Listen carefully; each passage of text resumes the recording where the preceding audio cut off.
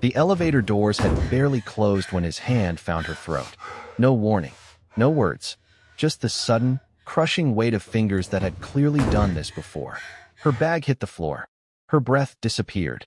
And in that suspended, airless moment, Amara Osei did not scream. She looked at him, and he looked back at her with the calm, patient expression of a man who believed this would be over quickly. He was wrong. If you are new here, welcome to Afro-K Tales. We tell the stories that happen in the spaces between what people show the world and what they hide from it. Subscribe now. Turn on the bell. Because what is about to unfold in this story involves secrets so buried, so dangerous, that even the walls of this building were keeping them. Stay with us. Seoul does not sleep. Not fully. Even at 11 at night, the city hums with the particular energy of a place that has decided rest is optional. Amara had just finished her shift. She was tired, the specific kind of tired that doesn't come from physical work, but from spending 8 hours being invisible in a room full of people who expected exactly that. She worked the front desk of one of the city's quieter luxury hotels.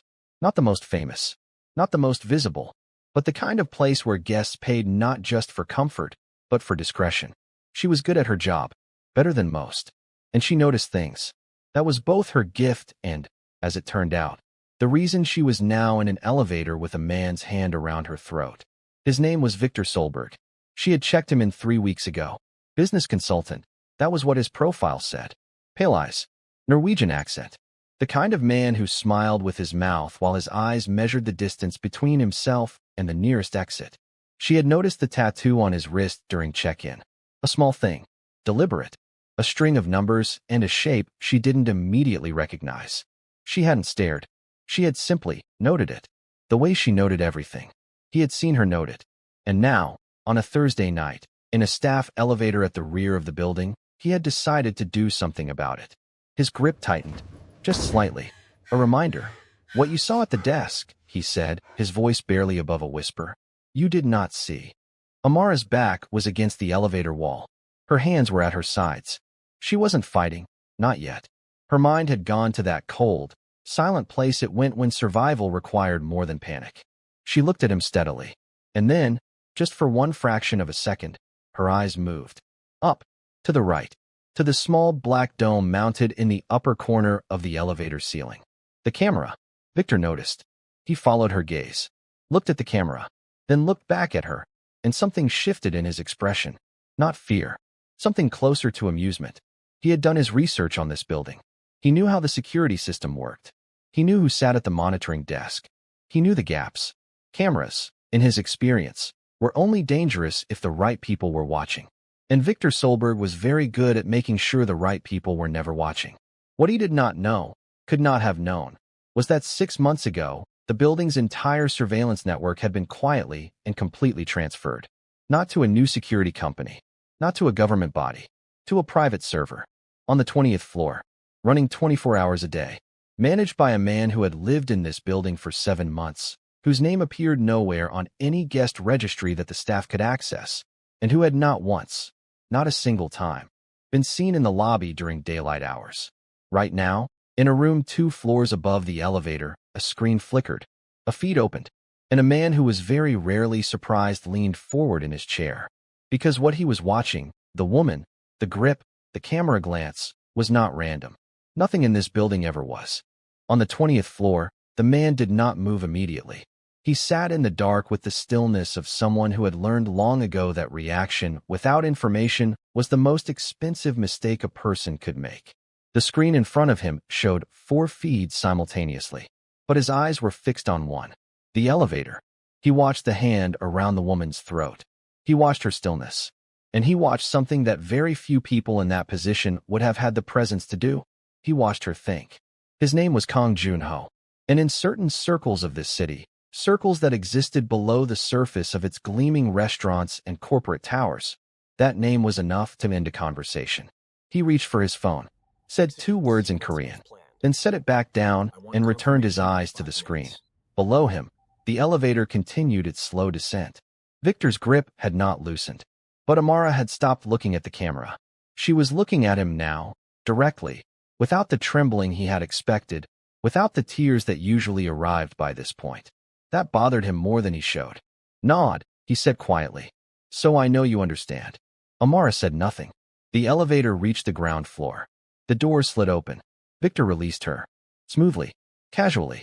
The way a man releases something he is confident he can pick up again whenever he chooses. He straightened his jacket. Stepped back. Good night, he said. And he walked out. Amara stood in the elevator for a long moment after the doors had closed again. Her hand went to her throat. Not dramatically, just a quiet, private acknowledgement of what had just happened. Then she picked up her bag from the floor, straightened her coat, and walked out into the soul night. She told herself she was fine. She was not fine. 3 days passed. She went to work. She smiled at guests. She processed check-ins with the same quiet precision that had earned her 2 written commendations. She did not report what had happened in the elevator. Not to Director Shin. Not to building security. Not to anyone. This was not weakness. It was calculation. She had no proof. Victor Solberg was a registered guest with clean documentation and a profile that would hold up under any standard inquiry. She was a foreign national on a work visa in a city where she had no family, no deep connections, and no history. She knew exactly how that report would land. So she waited. And she watched. On the second day, she noticed something new. Victor had changed his pattern. He was taking the staff elevator now, the one she used, instead of the main guest lifts. Twice, she had arrived at the elevator bay to find him already there, waiting. Both times, he had smiled that half-second smile and said nothing. He was reminding her. She understood the message. She filed it. On the third day, an envelope appeared in her staff locker. No name on the outside. No sender. Just a small, cream-colored envelope that had not been there when her shift began. Inside was a single card. Embossed paper. For words printed in clean, precise type. Do not come tomorrow. That was all. No explanation. No signature. No indication of whether it was a threat or something else entirely. Amara read it twice. Then she placed it carefully back in the envelope and slid it into the inner pocket of her bag. She did not sleep that night. She went to work the next day. Of course she did. She arrived 7 minutes early, as she always did. Changed into her uniform, tied her hair back, walked to the front desk, and began her shift with the same composure she brought to every morning. But something was different. The hotel was quieter than usual. Not the comfortable quiet of an early shift, something tighter. More deliberate. Director Shin had not yet arrived, which was unusual. 2 of the senior housekeeping staff were absent. And the concierge, a cheerful man named Mr. Bay who always had something to say about the weather, was standing near the entrance with his hands clasped behind his back and his eyes on the door. By 9:15, Victor Solberg had not come down for breakfast. By 10, his key card had not registered a single movement. By 10:40, 2 men Amara had never seen before walked through the lobby entrance. They were not guests. She knew that immediately, not from anything obvious, but from the way they moved. Unhurried, aware of every exit, eyes that swept the room once and then settled, having recorded everything they needed. They spoke briefly to Mr. Bay. Mr. Bay nodded and did not look in Amara's direction.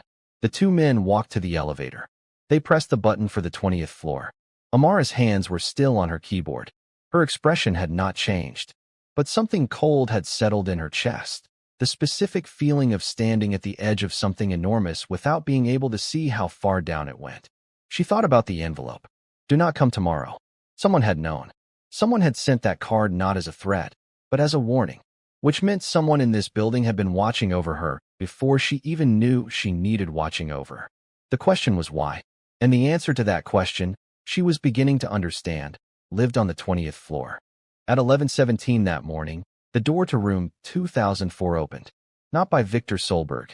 By 2 men Amara had never seen before. They moved through the corridor with the quiet, deliberate efficiency of people executing a plan that had been prepared long before this morning. No rushing. No urgency.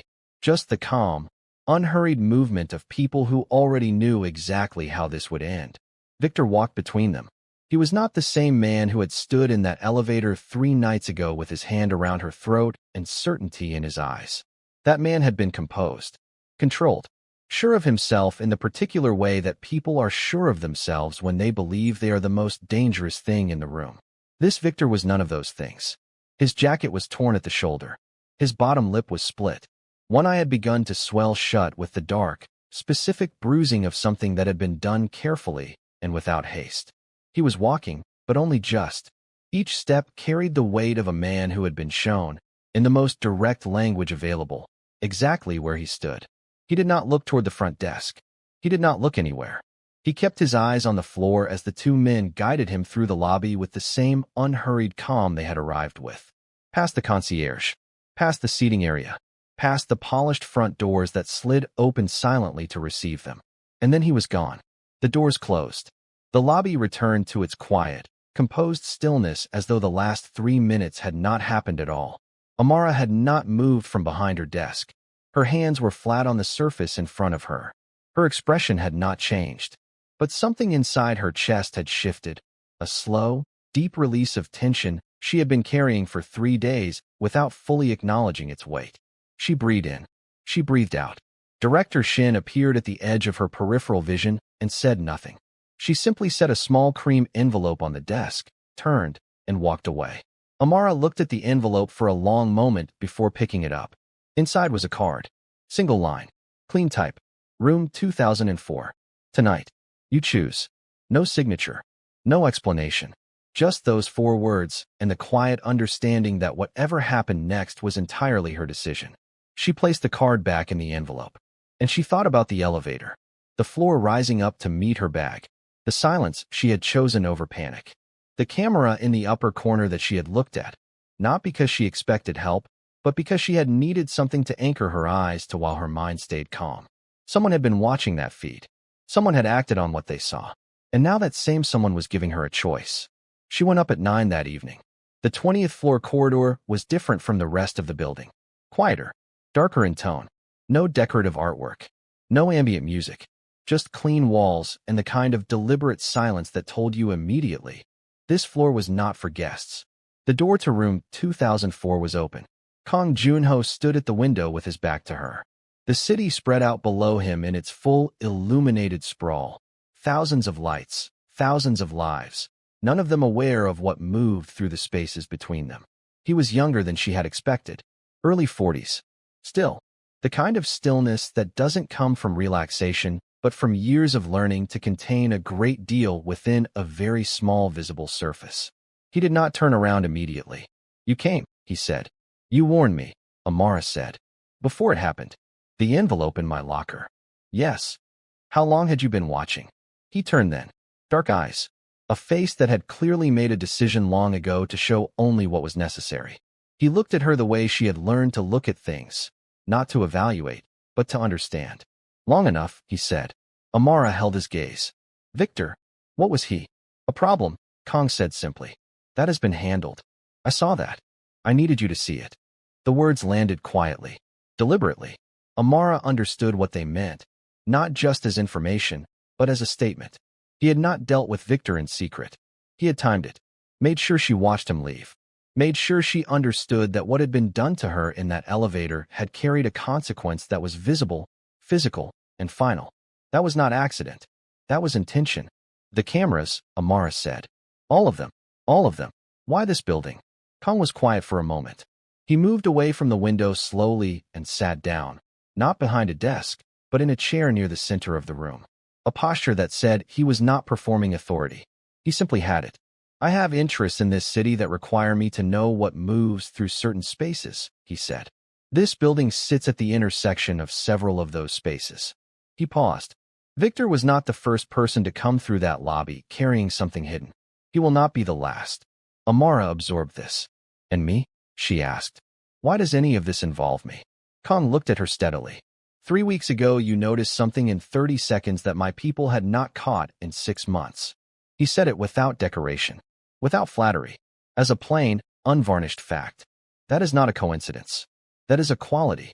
The room was quiet. Amara stood with that sentence for a moment, feeling its weight, its implication, and the very careful distance between what he had said and what he had not yet said. I'm a hotel employee, she said. You were, Kang said. She left room 2004 just before midnight. She stood in the corridor and did not move immediately. The silence of the 20th floor settled around her.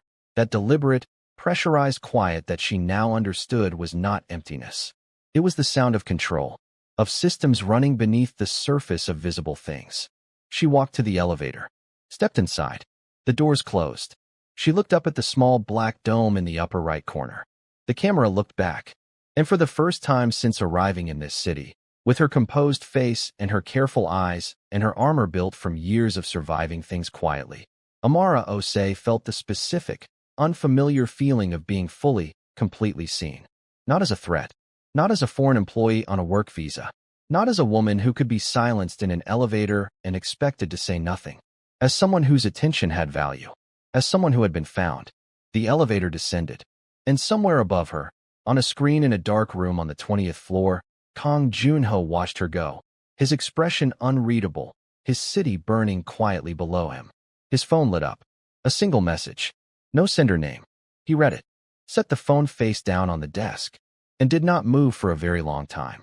If this story held you from the first word to the last, then you already understand what Afro-Korean Tales is.